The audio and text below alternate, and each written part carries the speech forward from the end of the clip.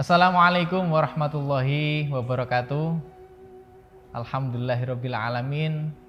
Wa bihi nasta'inu ala umurid dunya waddin. Wassalatu wassalamu ala asyrafil anbiya'i wal mursalin sayyidina wa maulana Muhammadin wa ala alihi washabihi ajma'in, amma ba'du. Pemirsa yang dirahmati Allah, kembali bersama kami tentunya masih di NTV di acara Qalbun Salim, dan bersama saya Iqbal Fatoni yang akan menemani kurang lebih selama 1 kali 60 menit ke depan, dengan tentunya bersama dai-dai muda dari pengurus cabang Majelis Dzikir dan Sholawat Rijal Ansor, Gerakan Pemuda Ansor Kabupaten Banyuwangi. Pemirsa, kali ini tentunya saya tidak sendirian ya. Kali ini saya bersama narasumber yang akan membahas, mengupas tentang dakwah Wali Songo. Siapa? Tentunya kita sudah paham bersama ya. Sejak awal kita membahas dakwah Wali Songo ini tentunya bersama Gus Anas. Kita sapa dulu narasumber kita pada sore hari ini. Sehat Gus? Alhamdulillah, Gus Iqbal. Alhamdulillah, lama ini tidak berjumpa di NTV ya. Iya, gimana kabarnya Gus Iqbal? Alhamdulillah sehat Gus. Ini kita kembali ngobrol mengenai dakwah Wali Songo ini Gus ya. Betul. Sudah kemarin terakhir kita sampai di Sunan Ampel. Iya, itu masih awal-awal. Ini masih panjang sekali kalau kita ya. menceritakan Wali Songo. Nah, sekarang kali ini kita akan membahas tentang Sunan Giri. Betul Gus ya? Betul. Sunan Giri ini menarik sekali ya, karena sangat fenomenal, sangat dramatis dan luar biasa. Bagaimana nanti Sunan Giri ini? Maka mari kita dengarkan paparan dari Gus Anas. Kepadanya kami persilakan. Terima kasih Gus Iqbal. Sebelumnya saya menyapa dulu pemirsa yang ada di rumah, tentunya yang dirahmati Allah SWT. Jadi di sini kita akan membahas tentang sejarah perjuangan Sunan Giri. Kita patut bangga Gus Iqbal Ya, karena Sunan Giri adalah salah satu wali pendiri atau termasuk pendiri negara Islam di Pulau Jawa, dan beliau ini adalah mempunyai darah Belambangan. Darah Belambangan. Ya, dari Banyuwangi berarti Gus? Iya. Wah, ini asli lahirnya. Mungkin ada yang belum tahu mungkin ya, Iya. bahwa Sunan Giri ini asli Banyuwangi. putra Banyuwangi, lahir di Banyuwangi. Betul, itu. Gimana itu Gus? Iya. Kalau ibarat di zaman sekarang itu mungkin ari-arinya masih di sini. Ari-ari.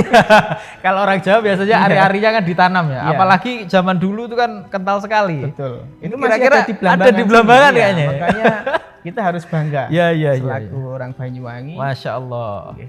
Jadi kalau kita melihat atau membaca sejarah, Sunan Giri ini adalah pintu. Jadi seorang ulama, tokoh, pengusaha, dan politisi. Beliau ini lengkap, Sunan Giri ini, termasuk membuka jalannya dakwah Wali Songo ini. Sunan Giri ini yang membuka, yang berhasil memperluas membuka ya, dan dikenal di seluruh Nusantara. Ini, karena memang kalau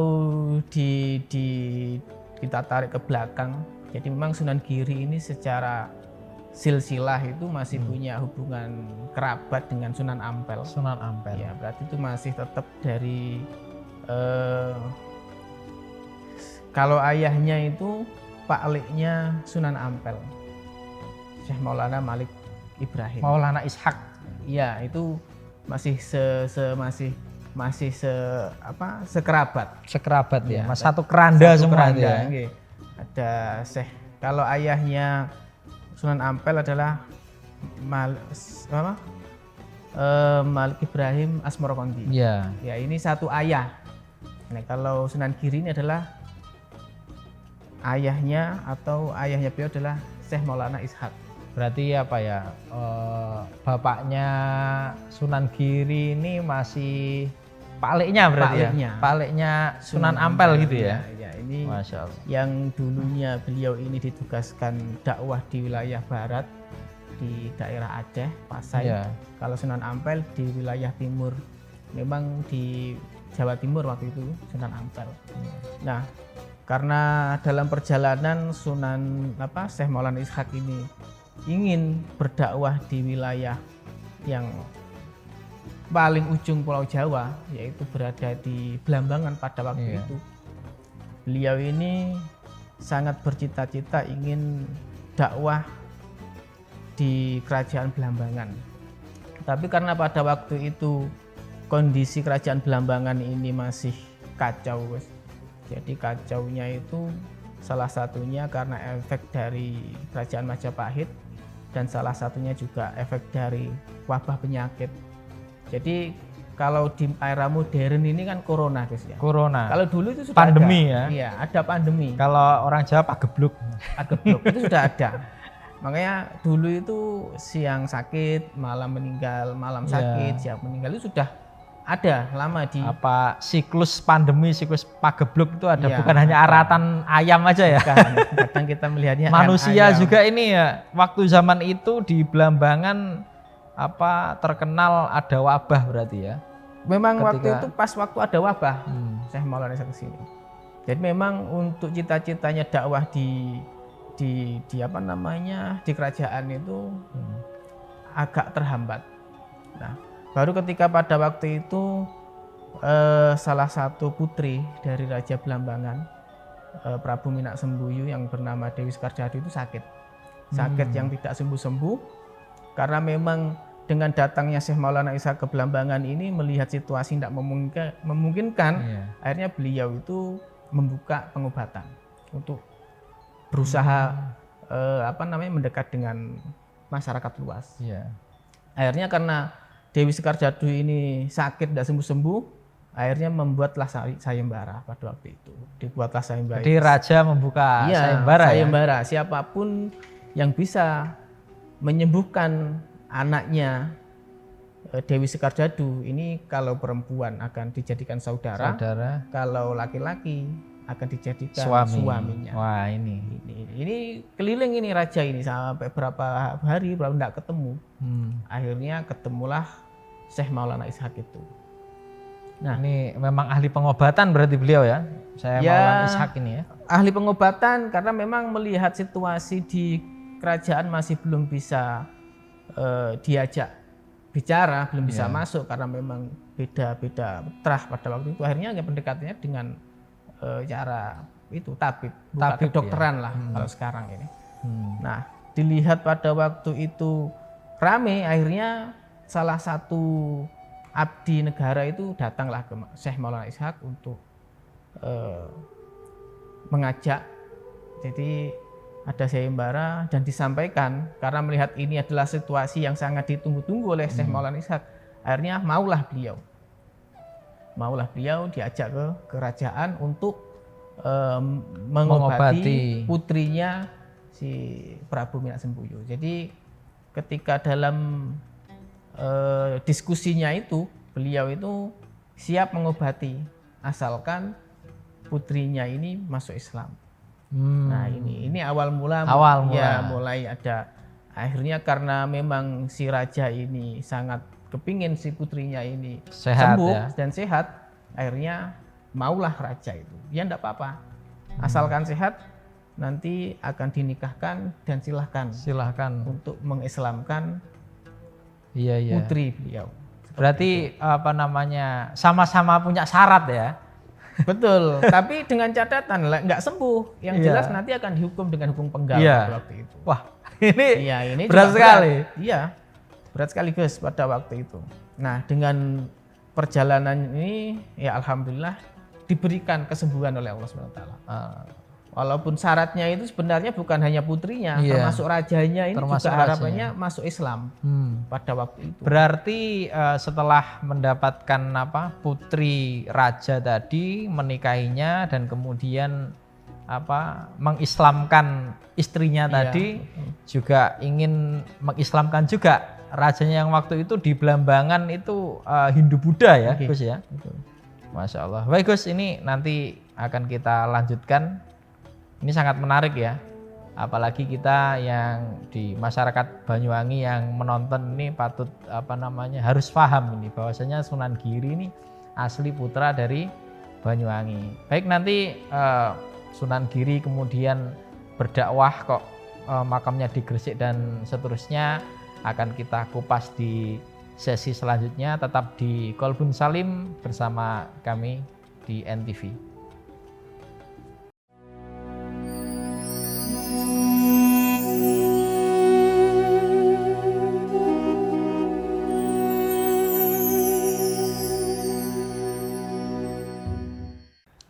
Baik pemirsa, kembali lagi bersama kami masih di acara Kolbun Salim, tentunya bersama Gus Anas, masih membincangkan tentang Sunan Giri yang sangat fenomenal dan dramatis. Ini kenapa fenomenal dan dramatis, nanti kita akan dengarkan selanjutnya.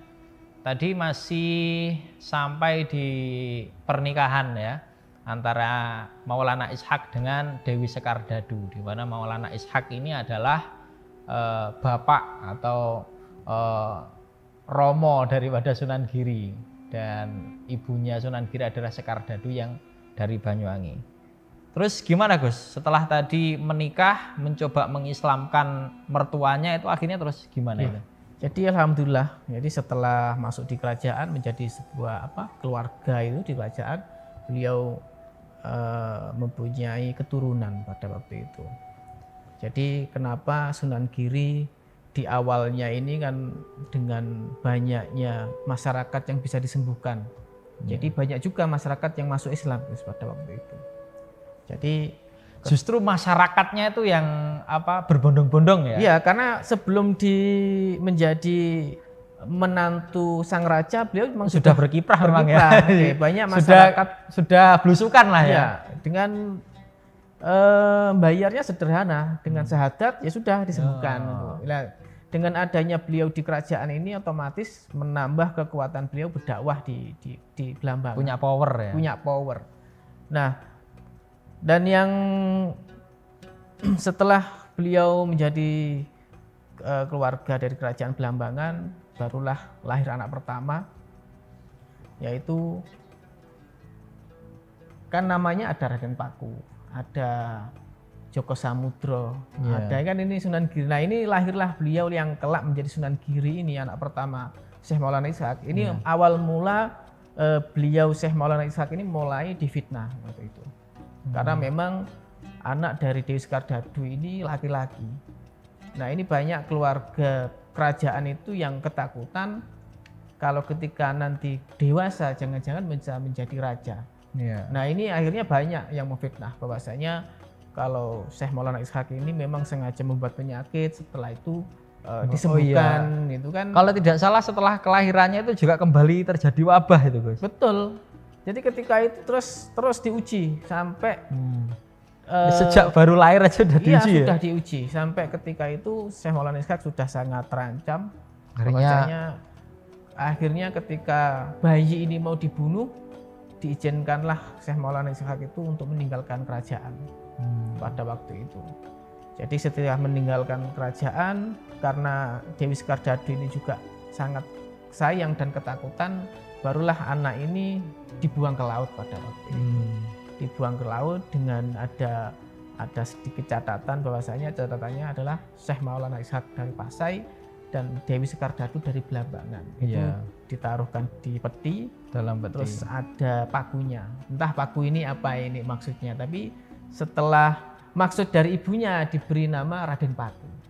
Nah itu setelah itu dihanyutkan Gus di laut pada waktu itu.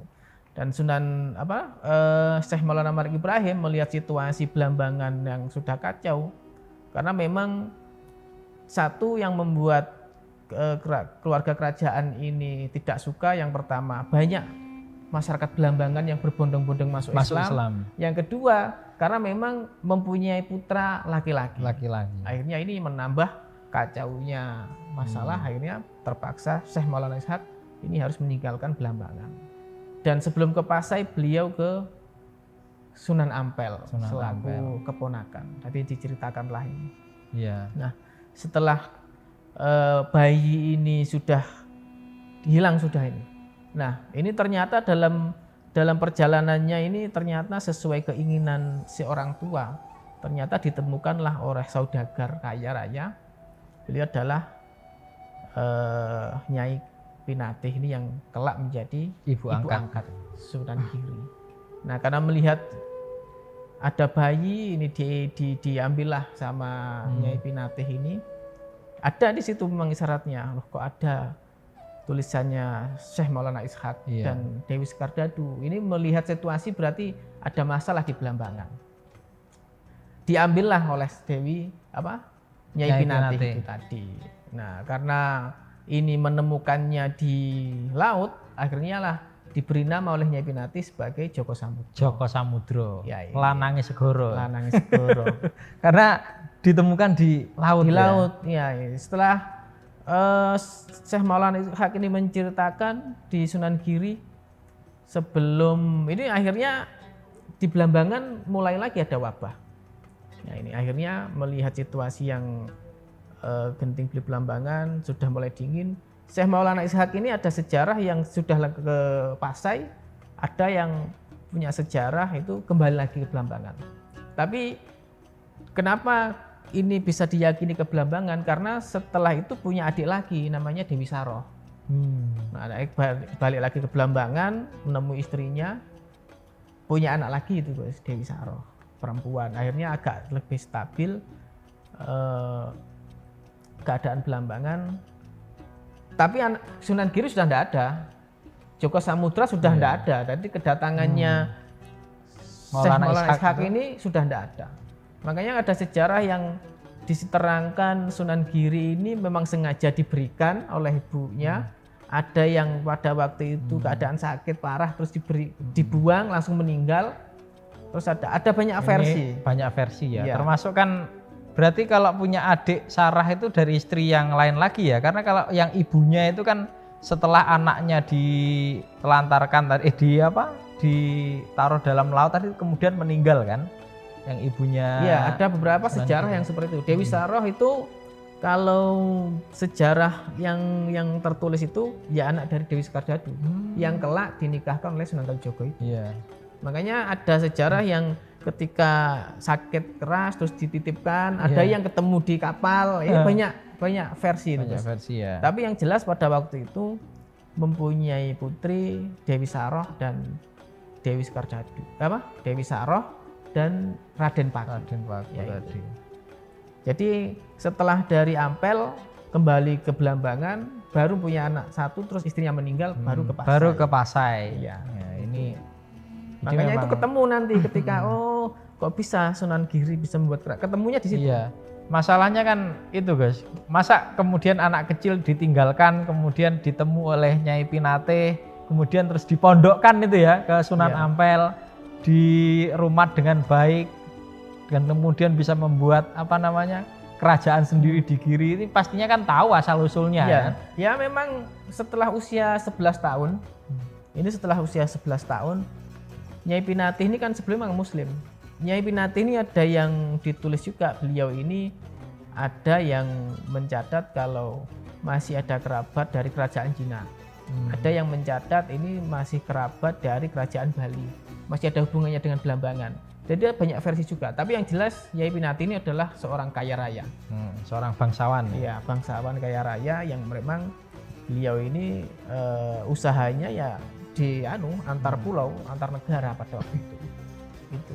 Nah, ketika umur 11 tahun barulah Sunan Raden Samudro tadi, Joko Samudro tadi itu kan memang memberi nama Nyai Pinatih, memberi nama kan Joko Samudra. Berarti sejak dari Nyai Pinatih tadi itu nama awalnya Joko Samudro ya ketika di ini.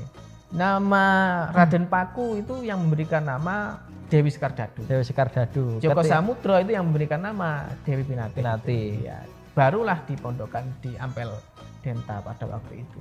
Karena jaraknya jauh, akhirnya sama Sunan Ampel diminta untuk bermukim.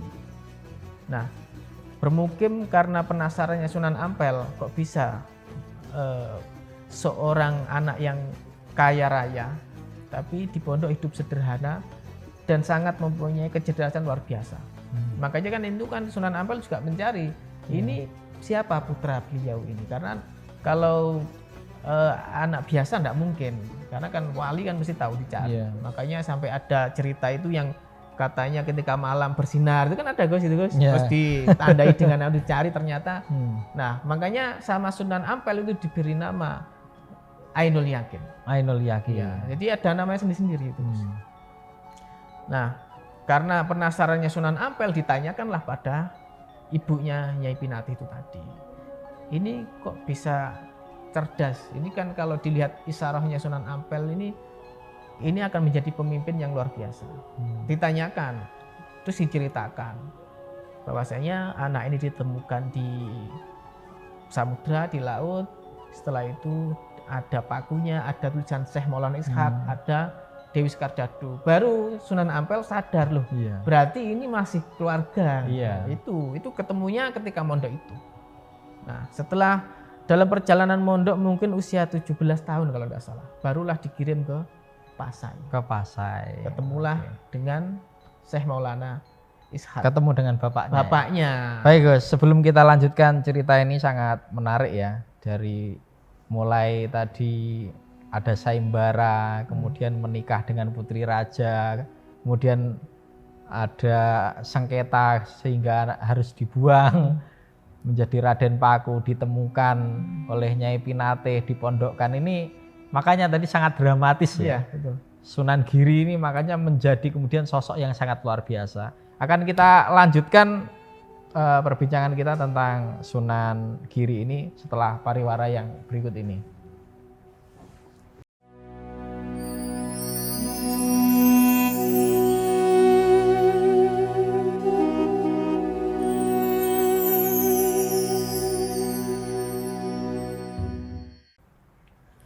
Masih bersama kami di acara Kolbun Salim, tentunya masih membincangkan sesuatu yang sangat menarik ya, tentang Wali Songo yang kita sebagai orang Nusantara ini harus paham dan harus tahu, dan terutama generasi-generasi muda ini Gus. Ini kan visi misi kita kan ini. Siap. Kalau yang sudah sepuh-sepuh ini kayaknya. Jadi ternyata ada Sunan Giri ini yang asli dari Putra Banyuwangi. Tadi kita sampai di petualangan atau perjalanannya Sunan Giri ketika mondok kemudian akan dikirim ke Pasai gitu. Itu gimana Gus? Iya, jadi ini awal terbentuknya dai terorganisir. Karena memang dai terorganisir. Ini memang antara perbincangan Raden Ainul Yakin yang kelak jadi Sunan Giri, Ainul Yakin muda, dan Sunan Bonang itu Raden Mahdum. Itu ya. Itu kan memang itu anaknya Sunan Ampel.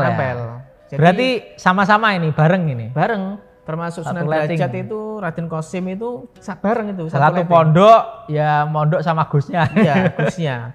Karena memang Sunan Ampel sudah tahu. Akhirnya di dalam perjalanan itu mereka ngobrol anak muda. Memang yang paling enak itu suatu saat kelak kita akan membuat sebuah kelompok yang isinya adalah pendakwah. Itu memang ide dari Sunan Giri atau Ainul Yakin muda dengan Raden Mahdum muda itu memang sudah dibicarakan sebelum ke Pasai, itu dibicarakan. Jadi cita-citanya kelak akan membuat sebuah perkumpulan yang isinya dai muda, yang mana dai ini nanti akan ditugaskan dakwah di wilayah masing-masing. Nah ini, kalau Sunan Ampel kan memang sudah ada pesantren, tapi kan belum ada dai yang terorganisir. Akhirnya memang sudah dicita-citakan oleh Sunan Giri ini. Ya, Sunan Ampel kayaknya ngader ulama. Kalau Sunan Ampel keluar siapa yang ngader? Ya itu, makanya ketika sudah ini perjalanan, sudah anak muda mondok bareng kan, ada aja yang enggak. Setelah itu dari Pasai ketemulah dengan ayahnya dengan surat yang dibawa dari Sunan Ampel, barulah sadar ternyata bukan anaknya Nyai Pinatih. Setelah itu ya sudah. Justru itu berarti pertemuan pertama ya? Pertama, itu enggak ada setelah besar ya? Setelah beranjak sudah dewasa. Setelah beranjak dewasa baru ketemu. Baru ketemu. Memang terus belajar, setelah tahu kalau itu ayahnya, belajar sudah, tetap belajar. Setelah itu minta izin ke Mekah, jadi sampai ke Mekah. Setelah dari Mekah barulah kembali lagi ke Gresik pada waktu itu. Jadi kembali ke Gresik ini dengan sudah punya ilmu yang luar biasa, sudah matang. Akhirnya beliau ini dinikahkanlah dengan anak dari Sunan Ampel. Yang namanya Dewi Perkasih. Akhirnya jadi menantunya Menantunya. gurunya sendiri. Iya, betul. Nah, setelah itu izinlah pada ibunya, karena memang pastinya Syekh Maulana Ishaq walaupun beliau bukan ibu kandung, tapi Ratu Pinati ini adalah sosok yang luar biasa yang membesarkan. Pinati, ya betul. Akhirnya tetap punya izin untuk berdakwah. Tapi karena memang Ainul Yakin Muda ini anaknya seorang kaya raya, akhirnya izin berdakwah sekaligus berdagang. Ya. Nah ini juga banyak hikmahnya, Gus. Dengan berdagang ini Ainul Yakin Muda ini bisa ke mana-mana di semua Nusantara. Nah ini jadi mulai dari NTT, mulai dari semuanya itu, Gus. Akhirnya ketika sudah merasa terlalu sibuk, akhirnya merasa ilmu saya ini habis untuk kerja, izinlah ke Nyai Pinati. Izinnya bahwasanya ingin membuka pesantren di daerah Giri. Giri itu yang tanahnya itu sama seperti yang dibawakan oleh ayahnya itu. Karena kan ayahnya suatu saat berwasiat bahwasanya bukalah pesantren yang bau tanahnya sama seperti yang ini. Ini Giri ini menarik, Gus. Kan apakah memang Sunan Giri itu juga termasuk dari asal muasalnya Sunan Giri sendiri yang di Banyuwangi ada daerah namanya Giri juga itu kan istilahnya daerah yang tinggi. Yang tinggi ya, gunung lah kalau bahasa Jawa ya. Ya, gumuk lah. Gumuk ya. Dataran tinggi ya. Dataran tinggi ya itu. Memang di sini strategi yang luar biasa. Kalau kita tarik ke kita tarik ke nasab. Jadi Sunan Giri ini seorang keturunan dari Rasulullah, dari ayah karena Syekh Maulana Ishaq, ibu dari Majapahit, dan mbahnya itu kan masih ada keturunannya Hayam Wuruk itu dari ibu. Dari istrinya itu dari Sunan Ampel, juga penguasa Surabaya, backgroundnya pengusaha kaya raya. Makanya ketika membuat pesantren di situ juga ingin cita-cita membuat kedaton. Makanya luar biasanya Sunan Giri. Jadi ketika sudah mempunyai background yang sangat kuat, akhirnya membuat pesantren di daerah Giri yang kelak menjadi Giri Kedaton. Giri Kedaton. Ya. Dan ini awal mula dai-dai itu dikumpulkan karena kan seusia muda ada Sunan Bonang, ada Sunan Derajat, Sunan Derajat, ada Sunan Kalijaga. Sunan Kalijaga itu kan istrinya adiknya Sunan Giri. Ya, Sunan Muria itu putranya dari Sunan. Berarti yang terorganisir tadi memang waktu zamannya Sunan Giri ini ya? Iya, jadi semua ada Sunan Muria itu anaknya dari Sunan Kalijaga. Sunan Kalijaga ini adiknya sekaligus muridnya Sunan Bonang. Ada lagi Sunan Derajat. Itu sudah seusia itu, Gus. Ya. Jadi membuat sebuah kelompok yang namanya perkumpulan wali, para dai-dai ini. Nah ini dengan Dewan Penasihatnya beliau Sunan Ampel. Jadi sebelum beliau ini menjadi pimpinan para wali, memang Sunan Ampel dulu. Sunan Ampel. Ya karena melihat usia Sunan Ampel sudah agak sepuh, akhirnya diberikanlah jabatan ini kepada Sunan Giri. Jadi kalau kita melihat di era yang sekarang, makanya kalau di NU ada Mbah Hasyim Asy'ari, kalau Wali Songo ada Sunan Ampel. Di NU ada Mbah Wahab Hasbullah, di Wali Songo ada Sunan Giri. Sunan Giri, iya seperti itu. Pasti ini harus harus ada struktur ya. Betul. Pembagian tugas yang jelas. Iya. Tidak mungkin Sunan Ampel sebagai yang mengkader para ulama harus keluar, ini kan. Betul. Nanti siapa yang mengkader ya? Bisa. Akhirnya tadi ada menantunya. Jadi ada anak-anaknya tadi. Ini jadikan ya semua masih kerabat itu, masih ada kelompok. Dan ini memang sudah efektif dengan Sunan Giri ini berkelana, berdagang. Akhirnya santrinya dari mana-mana, Gus. Santrinya dari mana-mana. Dari mana-mana. Loh kok bisa?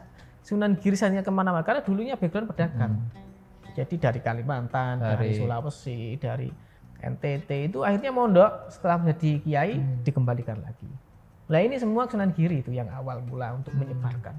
Makanya kenapa Sunan Giri ini menjadi tokoh sentral, karena memang pada waktu itu Sunan Giri ini walaupun remajanya ini dengan Sunan Bonang ini seangkatan, tapi dalam istilah ideologi itu tidak sama. Kalau Sunan Giri ini menganut ideologi Putian, yang di situ ada Sunan Ampel dan Sunan Derajat, Sunan Bonang ini abangan. Abangan. Ya, di situ ada Sunan Kalijogo. Abangan ini yang terbuka tentang tradisi yang ada dengan dirubah dengan tradisi. Bukan dirubah, tapi yang ada itu dipertahankan tapi diselipi dengan Islam. Kalau ideologi itu kan lebih kepada kepercayaan kita, mungkin lebih ke strateginya ya, dakwahnya ya. Iya. Strateginya yang Wali Songo sama Sunan Ampel sama Sunan Giri tadi agak lebih ketat gitu ya terkait syariatnya. Tapi memang pada waktu itu ini sering, karena memang kalau yang Sunan Ampel ini tidak menerima percampuran budaya ya. Tradisi lokal tidak diterima karena kan dulu tradisinya masih menganut Hindu Buddha. Iya. Sunan Ampel tidak mau. Kalau Islam ya Islam, kalau syariat ya syariat. Tapi kalau kelompoknya Sunan Bonang, Sunan Kalijogo ini loh jangan dulu, mulai dulu. Asimilasi budaya, ada percampuran ya. Jadi dakwahnya di situ. Betul.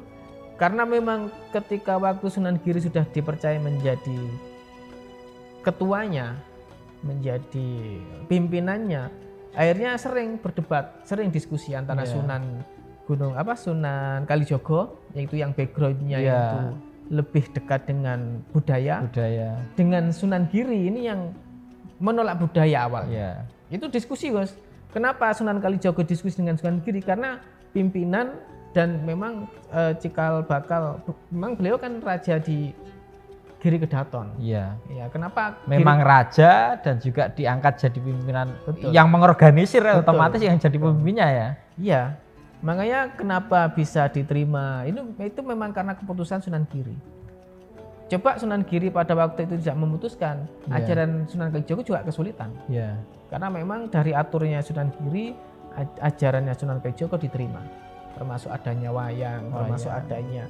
Akhirnya lama kelamaan barulah Sunan Giri ini menyadari bahwasanya ternyata bisa budaya itu tetap ada tapi tanpa meninggalkan syariatnya. Akhirnya kan beliau juga membuat tembang-tembang itu sangat kalau di lagu kan terkenal tembang dolanane gitu kan. Dolanan Giri banyak mainannya. Itu memang, tapi di awal sejarah memimpin Sunan Giri ini sudah tidak mau dengan ada. Makanya kalau kita melihat, saya pernah di daerah Jawa Tengah di daerah Jawa Tengah di Jogja itu, di situ kelompok Muhammadiyah itu lebih ke Sunan Giri karena memang itu aliran putih. Ya, selain itu enggak. Kalau kita kan Wali Songonya semua. Saya pernah itu ada Sunan Girinya, tapi memang sejarahnya betul. Sunan Giri itu paling hati-hati kalau ngomongkan syariat. Iya. Sebenarnya itu memang harus saling melengkapi, Guys ya. Ada yang tetap menjaga supaya tidak nanti ada remnya. Tetap juga harus ada yang inovasi. Kalau nggak ada yang inovasi nanti ya susah. Masyarakat kita mau dakwah nggak ada kreativitas, nggak ada inovasi. Kalau gitu-gitu aja nanti dibilang wah kuno gitu. Jadi kurang menarik. Tapi akhirnya dengan itu tadi bisa berasimilasi dengan budaya, masyarakat juga semakin mengenal Islam lebih enak. Dengan nyanyi-nyanyian, dengan wayang gitu ya. Ya memang setelah Sunan Giri ini jadikan ketua, jadikan pimpinan, melihat Majapahit ini yang mulai kacau, kan Majapahit mulai runtuh diambil Kediri itu mulai kacau, akhirnya kan Raden Patah itu harus mendirikan kerajaan Demak. Tapi melihat terlalu mudanya, akhirnya diurungkan. Akhirnya kerajaan Islam itu awal mula ya di Giri Kedaton itu. Giri Kedaton itu ya. Itu. Makanya kenapa Sunan Giri ini menjadi sok sentral karena penyeimbang semuanya. Penyeimbang. Mulai dari pemerintahan, mulai dari budaya, mulai dari dakwah. Sudah Sunan, Susuhunan itu kan yang di tokoh agama, raja kan? Juga, keturunan bangsawan juga. Wes ini lengkap makanya. Makanya luar biasa. Baik Gus, kita lanjutkan di sesi selanjutnya nanti terkait luar biasa Sunan Giri ya.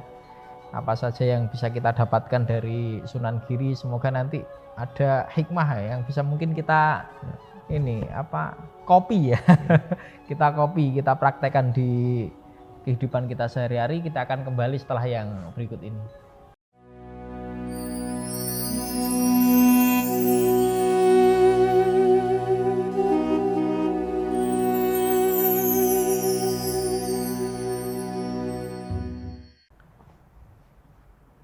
Alhamdulillah kita sudah kembali lagi di acara Qalbun Salim ini, masih dengan tema dakwah Sunan Giri ya. Tentunya kita tidak cukup ini Gus membahas Sunan Giri hanya 4 sesi ini ya, karena luar biasa. Ini adalah tokoh sentral. Tapi setidaknya dari cerita kita tadi itu bisa kembali memantik teman-teman untuk mengulik lagi siapa sih Sunan Giri, dan masyarakat kalau ziarah ke Sunan Giri ini jadi nggak terlalu kosong ya, nggak terlalu kosong. Oh ternyata terutama warga Banyuwangi ketika berbondong-bondong ini masih leluhur kita ya. Sambung gitu kan, ini ya. masih sambung akhirnya kan. Jangan-jangan masih ada hubungan kerabat dengan kita nanti ada. Iya. Ya. Ini Iya. nggak ikut-ikutan kita Gus. Nanti kalau urusan nasab sama nasib ini ruwet lagi nanti. Lagi viral ini. Kemarin dibahas sudah sama Gus Ulil. Iya. Baik Gus, kita lanjutkan Gus. Tentunya tidak selesai ya kalau kita membahas semuanya. Kira-kira strategi dari Sunan Giri terkait dakwah tadi dengan Wali Songo itu apa hikmah-hikmah yang bisa kita ambil dari kehidupannya dan segala hal dari Sunan Giri ini Gus? Jadi Sunan Giri ini sudah menjadi sunan, sudah menjadi raja itu sadar betul bahwasanya ayahnya ini betul terahnya dari Rasulullah itu ada, dari ibu ini betul dari Raja Blambangan, termasuk masih ada Minak Jinggo itu kan masih mbahnya itu. Terus ada Hayam Wuruk itu masih ada darah mengalir di Sunan Giri. Dan dari Nyai Pinatih walaupun itu bukan ibu asli, tapi beliau ini ya cuma Sunan Giri itu putranya yang memiliki kaya raya, kekayaan yang luar biasa. Dalam ilmu juga menantunya juga dari Sunan Ampel. Jadi melihat dari perjalanannya beliau tetap sederhana. Satu tetap sederhana. Tapi beliau juga memaksimalkan ketika menjadi pengusaha, Gus pada waktu itu. Ketika menjadi pengusaha, melakukan kehidupannya maksimal menjadi pengusaha sukses. Tapi tidak pernah meninggalkan nilai dakwah.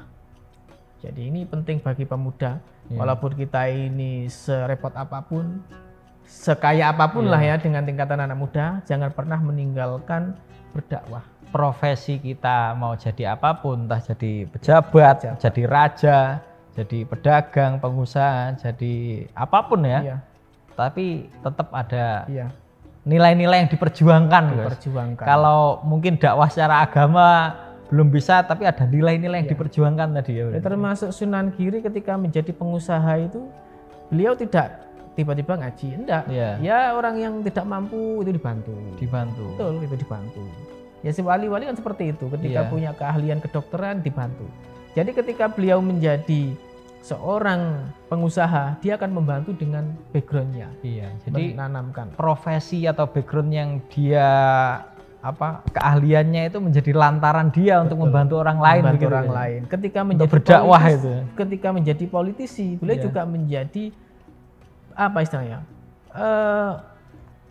menjadi solusi. Jadi Sunan Giri itu ketika bukan nambah masalah. Bukan. Ketika di Majapahit itu perang berkepanjangan, setelah itu kan banyak pajak naik. Akhirnya masyarakat banyak yang kacau. Akhirnya sudah ikut Giri aja, ikut kita. Tidak akan ada pajak. Itu. Ya seperti itu longgarnya dengan peraturan yang diminati masyarakat, tidak menakut-nakuti, tapi tetap tidak meninggalkan nilai Islam yang ada. Ini penting bagi kita Gus. Jadi apapun pekerjaannya, apapun profesinya, nilai manfaat itu dirasakan. Ini luar biasa. Wali Songo dakwahnya ketika dengan masyarakat, dengan kemudian bahkan para bangsawan bisa menyesuaikan. Makanya tadi termasuk Sunan Ampel itu yang agak keras, Sunan Giri ada yang agak longgar. Menyesuaikan sebenarnya hanya menyesuaikan saja. ini butuh keras apa butuh agak betul. lentur atau apa ya. Kayaknya backgroundnya harus seperti itu, harus bisa melihat Ya, pemimpin kondisi seperti keadaan itu. ya. Iya, Gus. Pemimpin kalau enggak tahu maksud dan tujuannya Iya. masyarakat ini akan enggak sambung. Iya betul. Makanya ada yang tanya, sekaya apa Nyai Pinati? Sangat kaya.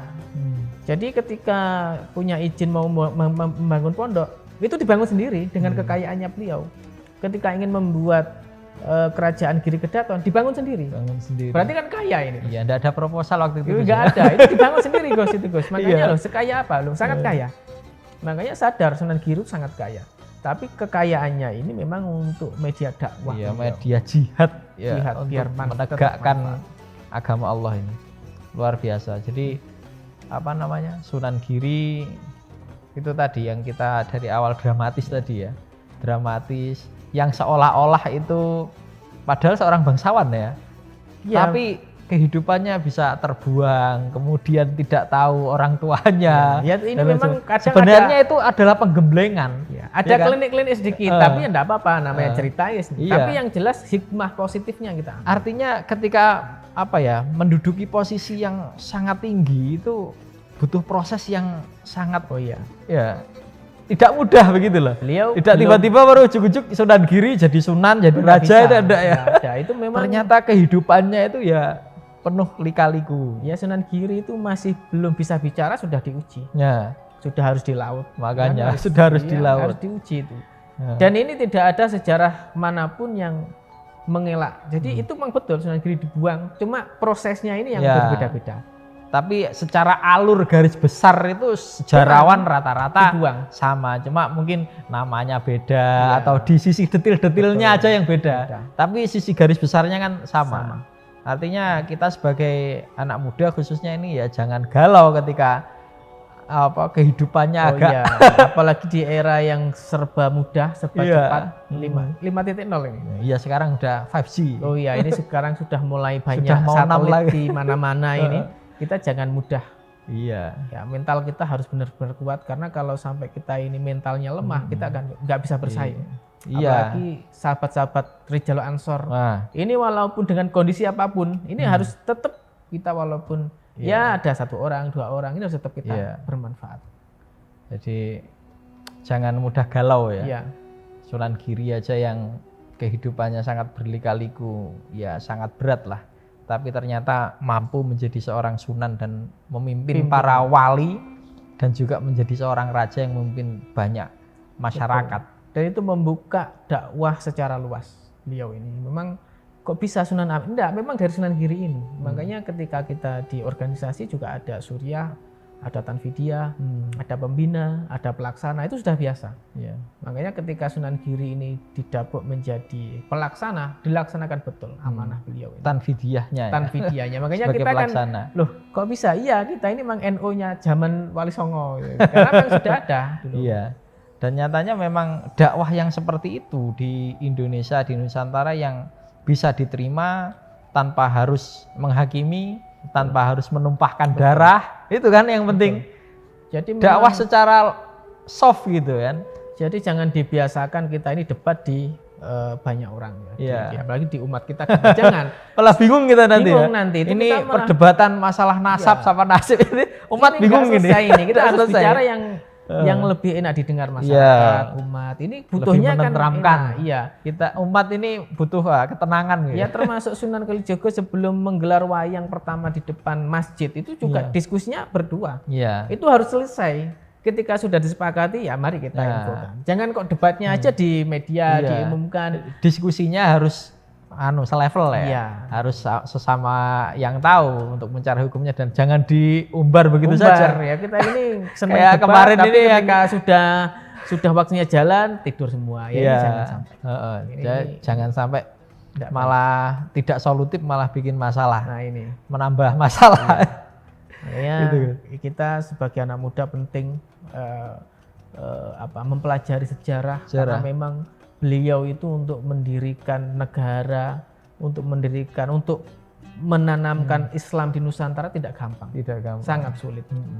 Tapi karena ini keteladanan beliau, karena perjuangan yang luar biasa tetap dilakukan, ya sampai sekarang kita Betul. Ya ini seperti ini kita banyak teman. Banyak Dan saudara. walaupun dakwah Islami yang terpenting tadi itu tidak sampai menghukumi agama lain atau bahkan menumpahkan darah agama lain.